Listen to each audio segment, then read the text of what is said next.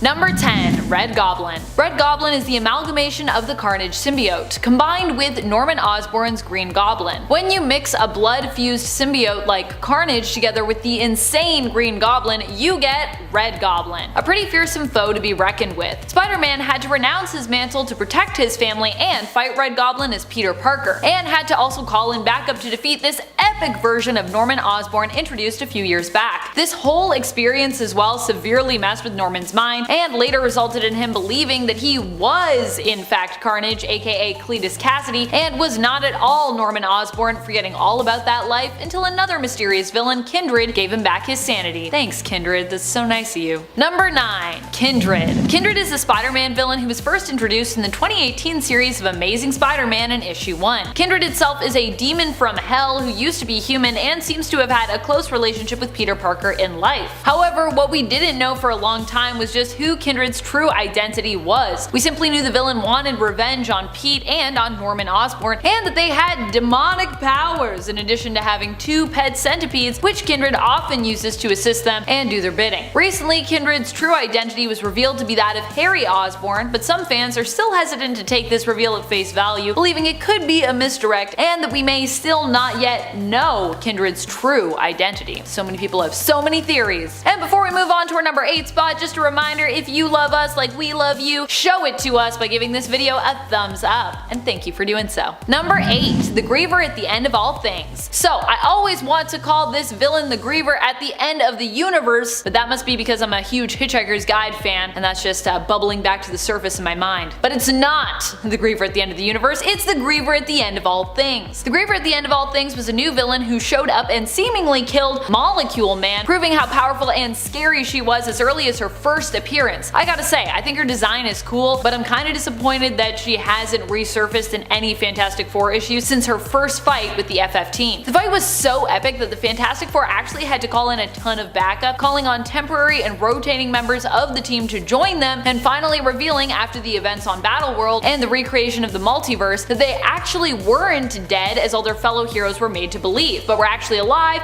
and rebuilding everything in secret. So that let that cat out of the bag. Number 7. HYDRA Supreme. HYDRA Supreme was the name Captain America took when he became evil. He only became evil, of course, because Kobik, the cosmic cube in the form of a little girl, altered reality to make him a secret sleeper agent for Hydra throughout his history. Reality was then changed so that every action Captain America, Steve Rogers, had taken up to this point was all part of a long con to take over the United States of America after gaining their trust implicitly before revealing his true colors. Fortunately, the original Captain America still existed within the cosmic cube, or the shards of it, and once released was able to fight against and defeat his evil alternate reality counterpart. Woohoo! But also not woohoo if you were a fan of HYDRA Supreme. Number 6. Dark Carnage. Dark Carnage is like Cletus Cassidy but dead, and brought back to life using the Grendel symbiote, and then turned into a towering skeletal monster that is hungry for your spine. Well, maybe not your spine specifically, but if you bonded with a symbiote ever, alive or dead, he's hungry for that spine. It's finger licking good.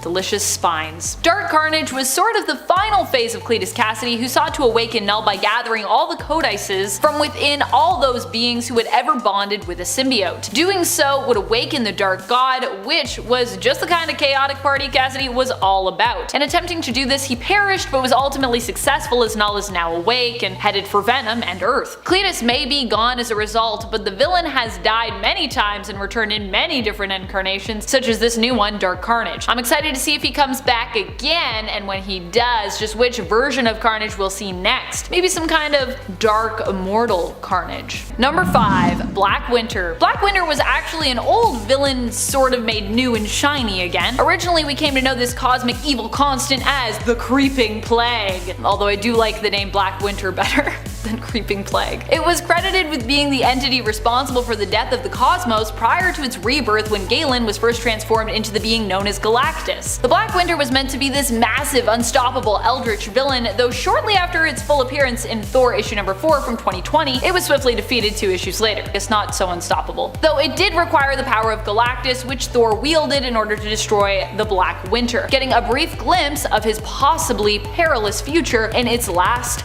falling snowflake. So yeah, it did require a lot of power, I guess, to take it out, but still, it was only 2 issues. They were like, this thing, it's massive, and defeated, no props. Oh yeah, the Black Winter is also kind of like an eldritch storm that basically erases the existence of all it comes into contact with, and it comes with bonus visions of your own destruction. Number 4, Horticulture. Horticulture have to be some of my favorite of the newest villains and villain groups to surface. They are a group of elderly women and botanists who are focused on preserving the planet, focusing on returning it to a more pristine state. In other words, they want to make sure people stop messing everything up by taking control of everyone's food source, in essence controlling plant life and crops, in order to decide who gets to live and kinda who gets to die. As of right now, there are 4 women who are part of the group that we know of: Lily, Edith, Opal, and Augusta. They also made a brilliant and hilarious appearance in the limited Empire X-Men series, which, by the way, if you haven't read, is pretty hilarious and great, and I do recommend it. You don't really have to read Empire to enjoy it either, you just need to know the general plot of that event to enjoy the story of this 4-issue series featuring my fave new villains, Horticulture.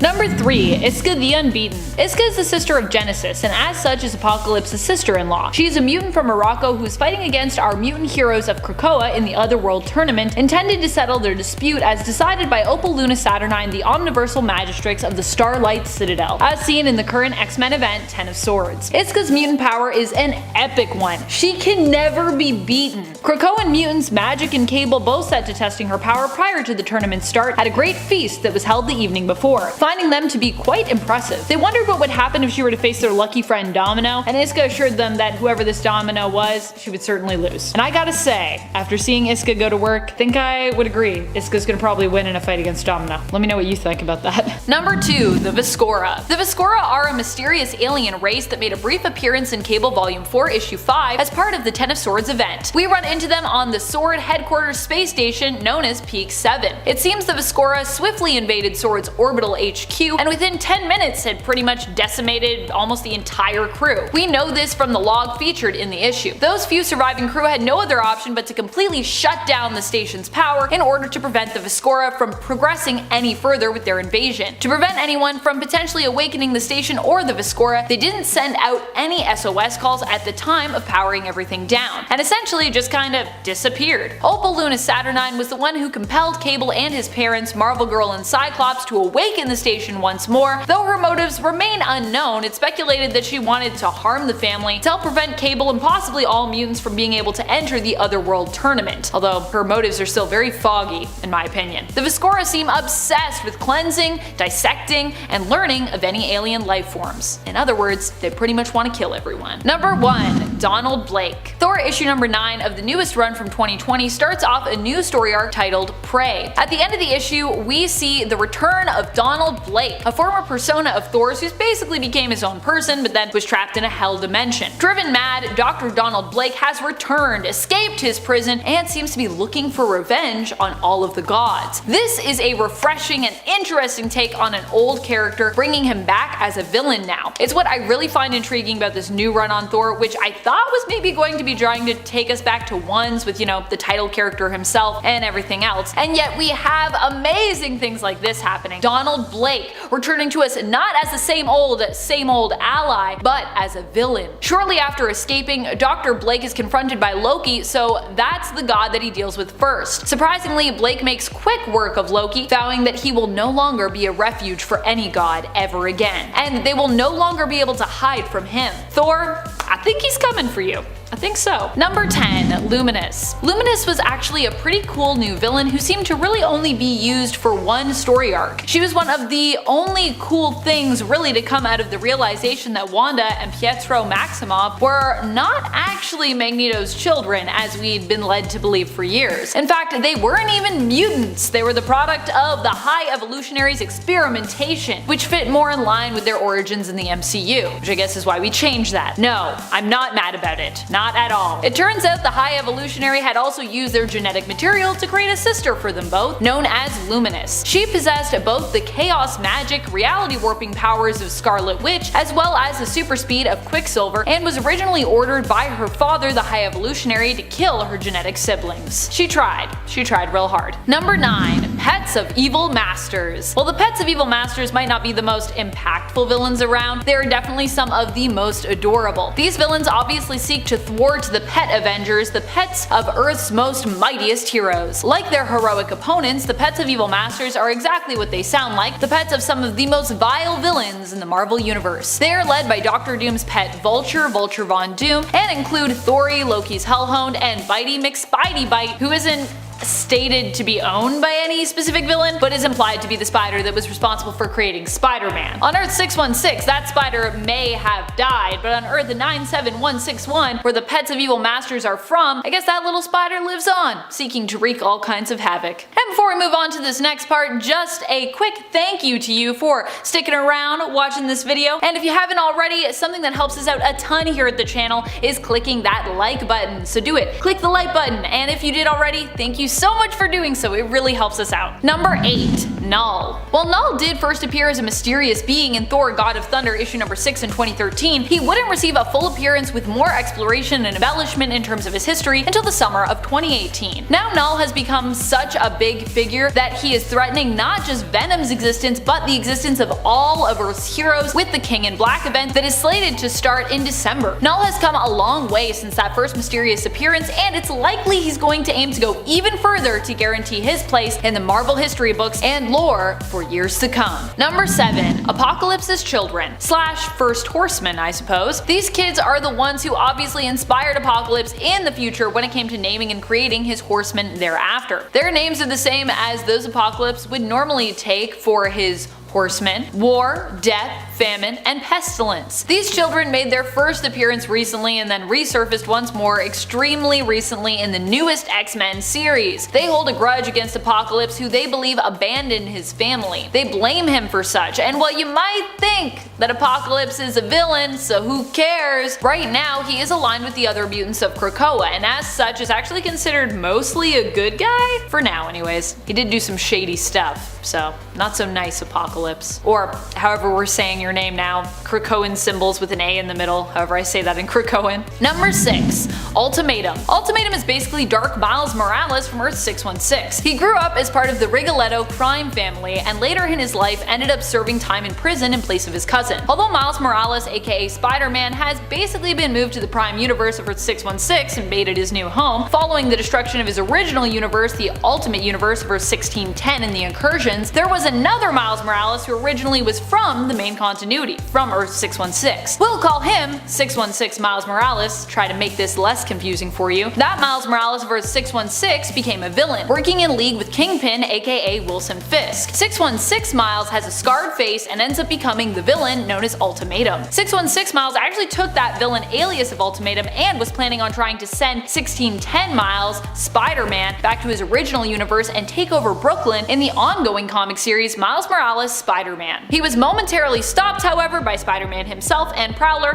who escaped his clutches. Miles versus Miles, who wins? Too many Miles! Just kidding, you can never have too many Miles Morales in my opinion. Number 5. Assessor. Assessor is an AI who is working in tandem with Ultimatum, or more specifically working for him. For those who don't know, Ultimatum is basically like evil Miles Morales, who was the Miles of the main continuity of Earth 616 originally. If you want to learn more about him, we actually talked about him in part 2 of this list series, so you can go back and check that out. Assessor as a villain is basically like a humanoid appearing Gladys from the Portal video game series. They had heroic Miles Morales brought to a testing center where they could run tests to gain in-depth information on his powers, threatening to harm his family members if he did not cooperate. Assessor does not appear to have any human emotions and only allowed Miles to escape after they were satisfied with the information they had already procured from the tests. It's unknown who created Assessor or where exactly they come from. It's all very mysterious. Number 4. Xeno. Xeno is a mutant terrorist group who is composed of others from previous mutant hate groups. The idea is all those mutant hate groups have now unified like the mutants themselves, becoming this new group known as Xeno, which was written to be a play on the word xenophobia. Xeno managed to capture mutant Domino and use her skin to mask their own soldiers as mutants so that they could infiltrate Krakoa and massacre as many mutants as possible before the alarm sounded in the mutant nation. During their first appearance, they managed to assassinate mutant leader Charles Xavier. Though fortunately Charles was able to be resurrected resurrected following this instance, and Krakoa covered up the successful assassination to make it seem as though he was never killed in the first place. Because you know, you can't let other world leaders know that your world leader was assassinated. That's it's not so good. Number 3. White Sword. White Sword was one of the mutants who was part of the original mutant nation of Okara, which Apocalypse and his wife Genesis ruled. He was one of the leaders who was sent along with his army of 100 champions to defeat the Amenthi who attacked. He was believed to have been victorious, but was also lost to his people as a result. A healer capable of resurrection, he would revive his army daily to fight the Amenthi horde the following day. It's said that this drove the White Sword somewhat insane, and when he later ran into his own people such as Genesis, who herself had been sent out with a mutant army under her command, he saw even them as his enemy and he attacked, defeating Genesis. He will be one of the champions to fight on the side of Arako opposing Krakoa in the Ten of Swords tournament. He also happens to look similar to Apocalypse, but with different armor. Maybe you don't see that, but I definitely see that. Number 2. Annihilation. Annihilation is a dark god who possesses those who wear their golden mask. Whoever so possesses their mask is overtaken by the dark entity within it, and depending on their own strength is often destroyed by the sheer power of the god and mask itself. It is believed to be the spirit of Amenth manifested, and is also linked to the control and rule over the Amenthi demons. Without anyone wearing the mask to rule them, the Amenthi demons are revealed to be destructive and reckless, destroying anything and everything they can get their hands on without any need for a reason. The shocking revelation of Annihilation's current true identity was recently revealed in the current X-Men run in issue 14. No spoilers for anyone who isn't caught up.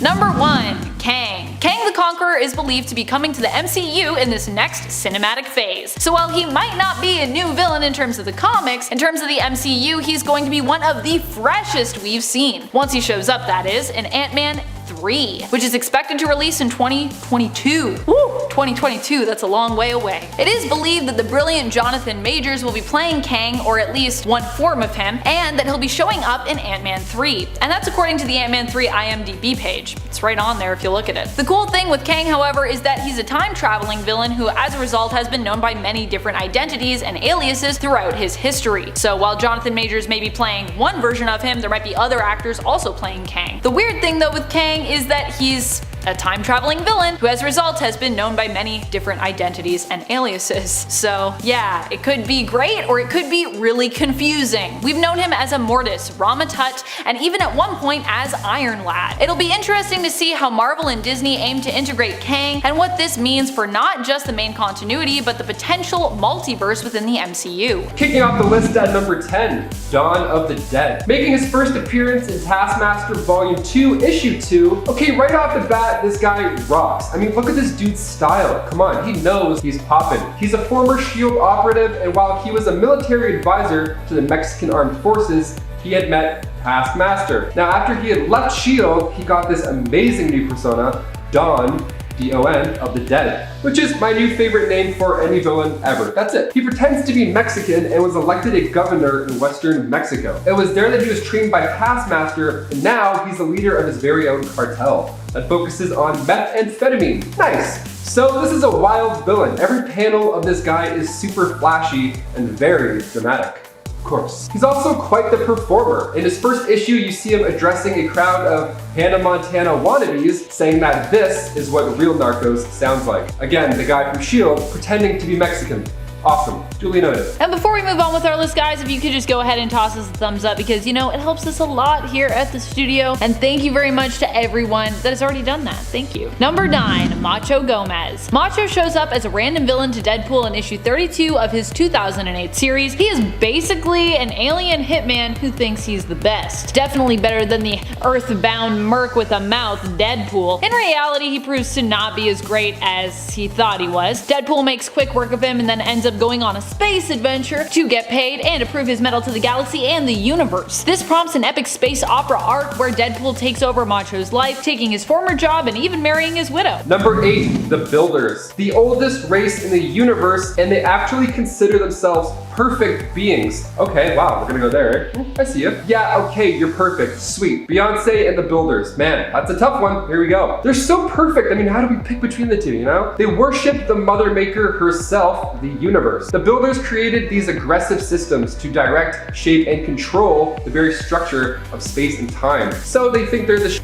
there are two types of builders, the creators and Bob the Builders. No, there's creators and then the engineers. They seeded worlds for billions of years and directed the evolution of civilization. I mean, I get it, you're cool, you're old, you think y'all are the best, you're not perfect though, okay? Spoiler alert, you look like bugs. Huh? You guys look like Ultron if he was covered in cow sh. Number 7. Immortal Abomination. Immortal Abomination is the devastating monster that first appeared in Immortal Hulk issue 18. He appears to be genetic material belonging to Emil Blonsky spliced with that of Rick Jones, which gives us a really messed up version of Rick with 2 heads in a monster body. This version of Rick Jones and Abomination is also referred to as Subject B. Eventually he was put down later on in Immortal Hulk, but he is a horrifying, powerful, and emotionally painful creature for the Hulk to come up against, especially considering how close he and Rick Jones were. This version of Abomination, it should be noted, is different from the Abomination that we later come to know originally as General Reginald Fortean. The General Fortean version of Abomination first appeared in issue 19 of the Immortal Hulk series. Number 6. Deadpool Corps. Making their debut in 2010, Deadpool Corps are, well, they're a team of Deadpools, as you would have guessed. Their first issue, Prelude to Deadpool Corps issue 1, they are founded by Earth 616 Deadpool after the Contemplator chose him to be the one to stop this cosmic entity, the Awareness. Super aware. The Awareness does this really neat thing where it devours the multiverse consciousness. Awesome. The Deadpool Corps have a unique mind that makes them immune to it, and they ride in style, using the B. Arthur as means of transportation, which is not a bad ride at all. I mean, I'd pull up with that. Let's go. The Deadpool Corps joined forces after Dreadpool formed an evil version of the Corps. That of course had out to, massacre every version of himself in the multiverse. And the Deadpool Corps were short-lived, but as usual, a lot of bloody disgusting fun. Number 5. Orcus. If you didn't already know me to be a big Marvel X-Men fan, then this list should solidify that as a thing for you. Yes, it is definitely a thing. I love the X-Men. Orcus is the new big bad for mutant kind introduced originally in the House of X series. House of X and Powers of 10 were the series that launched into this new wonderful X-Men line with Jonathan Hickman at the head, Dawn of X. Orcus is designed to be kind of the ultimate mutant enemy. With mutants coming together and putting their differences aside, it also inspired their enemies, and even allies in some cases, to become wary of them and do pretty much the same. Orcus comprises multiple organizations, each comprising different percentages of the organization, including SHIELD, SWORD, Alpha Flight, Hammer, HYDRA, AIM,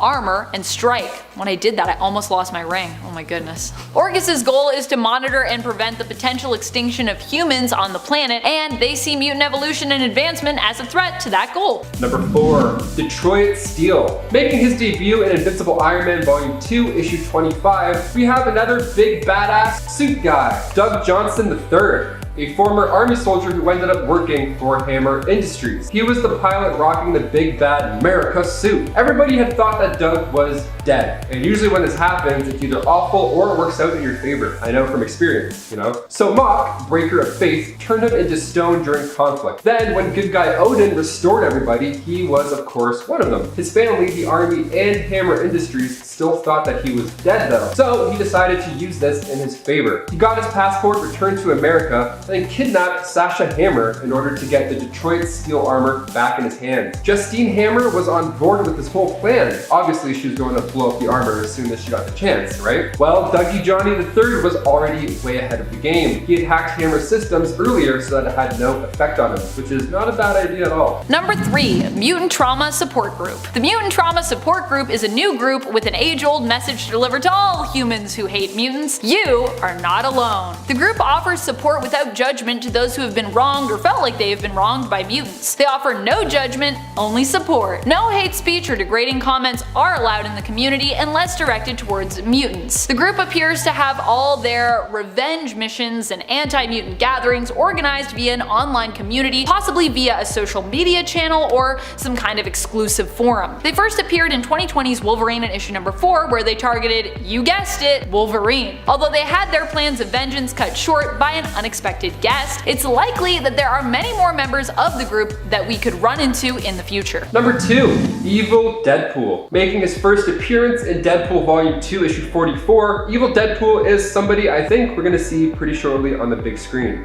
Yes, of course, I have a theory here. So the origins of Evil Deadpool are pretty wild. So Ella Whitby, who we all remember as the British psychiatrist who's obsessed with the loudmouth, but just how obsessed you ask? Well, I mean, she collects body parts from Wade Wilson and then leaves them in her freezer right next to the ice packs and frozen pizzas, of course. So when Deadpool found this cool box of yuck, he tossed the parts in a dumpster. Now, Wade's healing factor is so good. How good is it, Taylor?